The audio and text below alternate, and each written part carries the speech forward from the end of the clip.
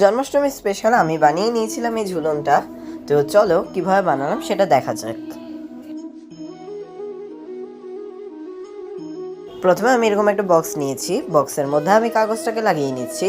কাগজটাকে লাগিয়ে নেওয়ার কারণ হচ্ছে যেহেতু আমি এখানে কোনো রকম গ্লিটার বা অন্য ধরনের করবো না, যেহেতু কস্টিউম আছে তার জন্য এটাকে কিন্তু রং করা যাবে না। তো এরপরে আমি কিছু পিলার বানিয়ে নিচ্ছি, এগুলো হচ্ছে খাতা পাত্রের ঢাল, এবং এরপরে আমি পিলারগুলোকে বসিয়ে নিচ্ছি।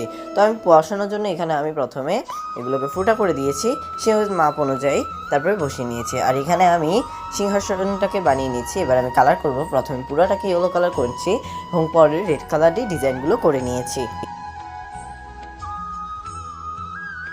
আর এই ভিডিওর বড় ভিডিওটা কিন্তু আমি আপলোড করে দিয়েছি, চাইলে তোমরা দেখে আসতে পারো। তো এটা হচ্ছে ফাইনাল লুক।